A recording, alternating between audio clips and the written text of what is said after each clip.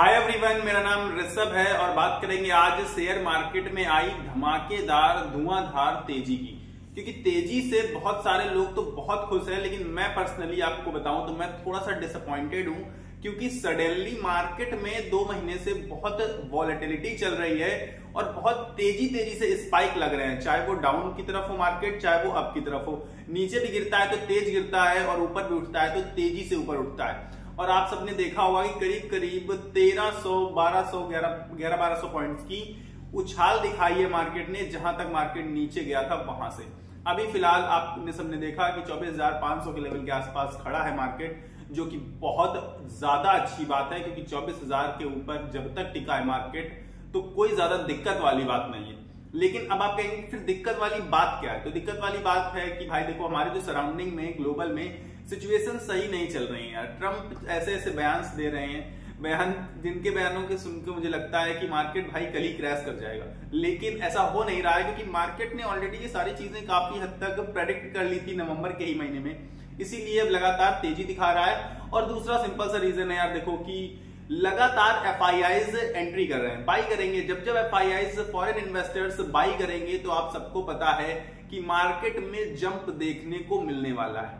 और इसीलिए आज सबसे बड़ा जो इंपैक्ट एफआईआईज ने डाला है वो डाला है बैंकिंग सेक्टर की तरफ। क्योंकि बैंक निफ्टी 1% से भी ज्यादा की उछाल में बंद हुआ। अब बैंकिंग सेक्टर की अगर मैं आपको बात बताऊं, बिल्कुल साफ साफ बात दिखा है हमें कि कोटक महिंद्रा तो चलो ठीक है, उसमें बहुत हल्की सी निगेटिविटी थी, उसमें भी कुछ खास निगेटिविटी नहीं थी, लेकिन हल्का सा निगेटिव था। बाकी सारे के सारे बैंक्स बहुत धुआंधार तेजी दिखाई, चाहे वो एचडीएफसी जैसा विशाल बहुत भारी बैंक क्यों ना हो, आईसीआईसीआई बैंक, एसबीआई बैंक तो खास करके भाई बहुत जबरदस्त तेजी दिखाई। मैं आपसे जाने किस किस लेवल से आईसीआईसीआई और इसके अलावा हमारा एसबीआई और एक्सिस डिस्कस करता आया हूं कि आप सबको लेने चाहिए। जिसने भी लिया होगा उसने अच्छा प्रॉफिट कमाया होगा। और एक बात कि पीएसयू बैंक्स में भी इस समय काफी अच्छी रिकवरी आपको देखने को मिल रही है लगातार। भाई एसबीआई, पंजाब, ये सब अच्छा ही तो परफॉर्म कर रहे हैं, तो पीएसयू बैंक्स भी अच्छा परफॉर्म करने लगे हैं। लेकिन अभी भी मैं आपसे कहूंगा कि प्राइवेट बैंक्स में मेरा मेजर फोकस है और वो आगे चल के बहुत अच्छी ग्रोथ दिखा सकते हैं। और इन प्राइवेट बैंक्स में सबसे ज्यादा जिसने गिरावट का सामना किया है वो एक्सिस बैंक है, और वही सबसे बेहतर रिकवरी आपको दिखाएगा। टारगेट आप सबके सामने है, आप सबको पता है कि 1400 का टारगेट दिया गया है एक्सिस बैंक को, तो वो उसने अचीव कर लिया। तो ये समझ लीजिए कि करीब करीब आपका 20 से 25% का मुनाफा हो जाएगा। और 1 साल के अंदर ये टारगेट आपको रिसीव करता हुआ, वहां तक पहुंचता हुआ एक्सिस बैंक जरूर से जरूर दिखाई पड़ने वाला है, गारंटी के साथ। अब बात करेंगे निफ्टी 50 में। तो निफ्टी 50 में 2 दिन से तेजी तो खैर काफी 2-4-6 दिन हो गए तेजी के, लेकिन ये जो तेजी आ रही है 2-3 दिन से लगातार, आप देखेंगे कि रिलायंस इसमें पूरा का पूरा पार्टिसिपेट कर रहा है। हमेशा से ये होता चला आया है कि रिलायंस पूरे के पूरे निफ्टी 50 को लीड करता है। कि अगर रिलायंस में तेजी आती है तो हमारे बाजार में क्या रहती है? तेजी रहती है, हरियाली रहती है। और अगर रिलायंस में गिरावट आती है तो हमारे बाजार में भी गिरावट आती है। क्योंकि रिलायंस एक हाथी है जो कि बहुत बड़ा मार्केट कैप होल्ड करता है। तो रिलायंस में तेजी थी, लगातार निरंतर तेजी थी। मुझे लग रहा है मुकेश अंबानी ने कुछ दांव पे जैसे चल दिए हैं और बेहतर कंपनियां उनकी परफॉर्म कर रही हैं। क्योंकि ना केवल रिलायंस, जियो फाइनेंशियल सर्विसेज का अगर आज आप उठा के देखेंगे तो उसने इन्वेस्टर्स को बहुत ज्यादा बढ़िया खुशी दी है। क्योंकि 340 के ऊपर बंद हुआ है। और मैं आपको बता रहा हूं, जिस दिन ये 350 का आंकड़ा पार करेगा, विद इन 30 डेज उसके बाद आपको 400 के आसपास या पहुंचता हुआ आसानी से दिखाई पड़ने वाला है, गारंटी। और ये स्टॉक कोई छोटा मोटा स्टॉक नहीं है, बहुत बड़ी कंपनी है और बहुत बड़े बड़े कारनामे करने के लिए आई है शेयर मार्केट में। और जाने कितने काम इन्होंने ऑलरेडी चालू कर दिए हैं, और जो काम इनके पेंडिंग पड़े हुए हैं जो आगे चल के चालू होंगे वो भी इतने बड़े काम हैं। आप सबको पता है अच्छे से कि ब्रोकरेज बिजनेस में भी ये कदम रखने वाले हैं, सिर्फ और सिर्फ अप्रूवल की जरूरत है। तो धुआंधार भाई तेजी आएगी इस स्टॉक में, मैं आपको गारंटी दे रहा हूं कि ये क्या 350-400 की हम बातें कर रहे हैं, ये 3,500-4 हजार तक जाएगा और बहुत जल्द जाएगा, शायद 2-4 सालों के अंदर जाए। और तब आप लोग बस मुंह खुला खुला रह जाएगा कि काश मैंने ये स्टॉक ले लिया होता। और जिसके पास है वो बहुत प्रॉपर मुनाफा कमाएगा। और ये मेरा फेवरेट स्टॉक भी है, तो मैं इसके बारे में ज्यादातर बताता रहता हूं आपको।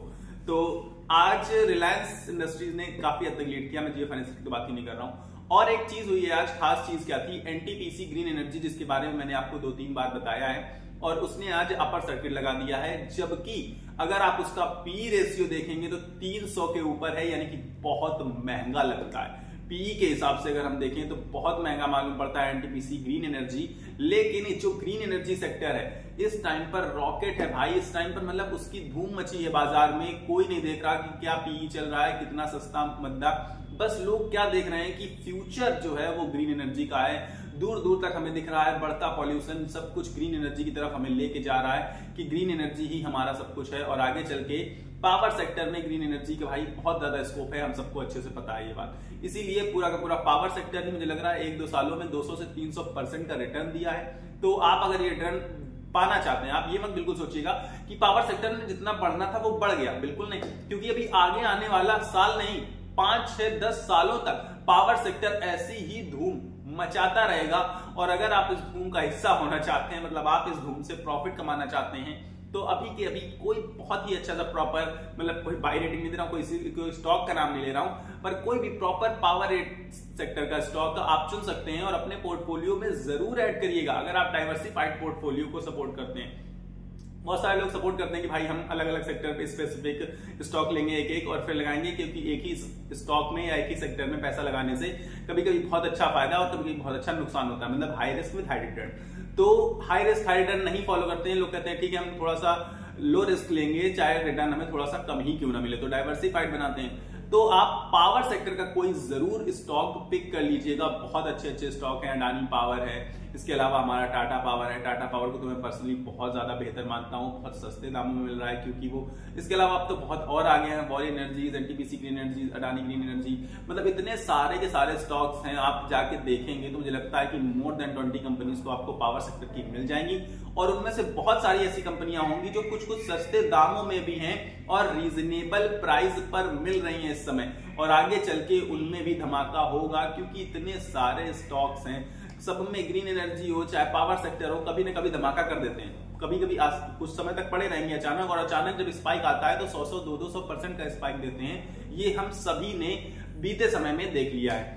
तो ये थी आज के बाजार की हालचाल जो कि मैंने आपको बताई है कि FIIs की एंट्री की वजह से भाई बूम हो रहा है, रॉकेट हो रही है शेयर मार्केट। लेकिन मुझे बस डर इस बात का है कि अगर FIIs सेलिंग करना फिर से स्टार्ट कर देंगे तो क्या फिर से मार्केट गिरना स्टार्ट हो जाएगा, क्योंकि अगर इस बार गिरता है मार्केट तो रिटेलर्स प्रेशर में आ जाएंगे। DIIs ऑलरेडी बहुत माल पिक कर चुके हैं, बहुत माल उठा चुके हैं, बाई कर चुके हैं। मुझे नहीं लगता कि DIIs इतना सपोर्ट दे पाएंगे मार्केट को, तो मार्केट भारी गिरावट का सामना करना पड़ सकता है। इसीलिए आप लोगों को थोड़ा सा सोच समझ के इन्वेस्टमेंट करनी चाहिए इस टाइम। सारा का सारा पैसा एक साथ नहीं लगाना चाहिए, मेरे हिसाब से 10वां हिस्सा 1/10 आपको इन्वेस्ट करना चाहिए। लेकिन अगर आप फिर भी बहुत एग्रेसिव आप बाई करना चाहते हैं तो 30%, जितना भी अमाउंट आप लगाना चाहते हैं उसका 30% ही लगाइएगा, ताकि आपके पास एवरेज करने का मौका हो अगर बाजार गिरे तो। फिलहाल इस वीडियो में मेरे पास इतना ही है। कल एक वीडियो आएगा पर्सनली जिसने कमेंट किया था, बहुत अच्छी बात है भाई। आप मुझे कमेंट करके ये बता सकते हैं कि किस टॉपिक पर मुझे वीडियो बनाना है, ताकि मुझे और ज्यादा मोटिवेशन मिले भाई। तब तो मुझे और अच्छा लगेगा ना कि मुझे टॉपिक सर्च नहीं करना पड़ रहा, मैं एनालाइज करता हूं भाई, मैं पूरा का पूरा मटेरियल तैयार करता हूं, कंटेंट तैयार करता हूं। तो इससे पहले तो मुझे टॉपिक तैयार करना पड़ता है ना, तो इससे अच्छा कि आप लोग मुझे कमेंट में टॉपिक बता दिया करिए ताकि मैं उसी पर बना दिया करूं। ये बहुत अच्छी चीज है। तो बिल्कुल से बिल्कुल कमेंट करना ना भूलिएगा कि आप किस टॉपिक पर वीडियो चाहते हैं, तो मैं उसी पर टॉपिक पर आपको वीडियो प्रस्तुत कर दूंगा। इसके अलावा वीडियो पसंद आए तो लाइक कर दीजिए। मेरे मोटिवेशन के लिए चैनल को सब्सक्राइब करके अभी से मेरे साथ जुड़ जाइए। तब तक के लिए आप अपनी सेहत का ख्याल रखिएगा, स्वस्थ रहिए, मस्त रहिए। नमस्कार, धन्यवाद।